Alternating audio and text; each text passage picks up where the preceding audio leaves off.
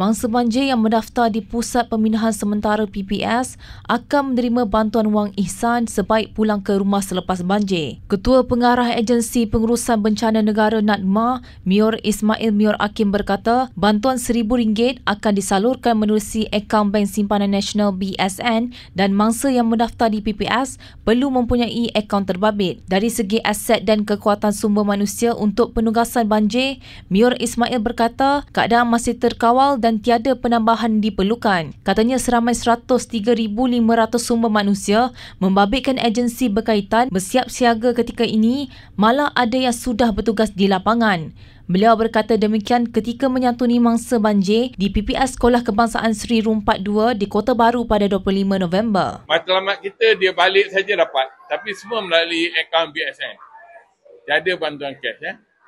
Maksudnya diorang kena buka akaun BSN lah. Yang tak pergi ke kaunter BSN, yang tak ada akaun. Paling lambat dalam tempoh berapa lama dia akan dapat? Hasrat kita sebaik keluar dapat. Sebaik keluar daripada PPS. Supaya bantuan tu sebenarnya mungkin tak memberi keperluan asas bila dia balik ke rumah. Itu tujuan dia. Ya. Jadi nilainya Sama. PWI 1,000 setiap satu keluarga. Setakat ni tak ada lagi yang balik kan? Dia tak ada. Kita baru. Ini baru episod pertama banjir. Kita dah bincang dah. Cuma mesti berdaftar lah. Saya mohon semua mangsa berdaftar.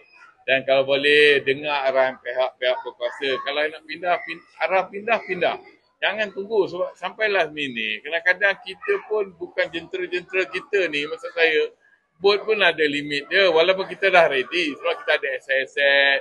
Tapi tuan-tuan, kadang-kadang kalau serentak tu yang ada masalah. Jadi kita dah pakai amaran. Sebaik mungkin seperti kehendak Pengurusi Bencana Negara yang Muhammad Timbalan Perdana Menteri cakap. Kalau boleh 3 hari sebelum jangkaan banjir, tuan-tuan pindah. Malah kita ada pasukan Sukarelawan Nadi Madani. Ihsan Madani. Yang diketuai oleh Jabatan Pemerintah Awam. Bila bermasa kita boleh gerakkan kalau ada keperluan.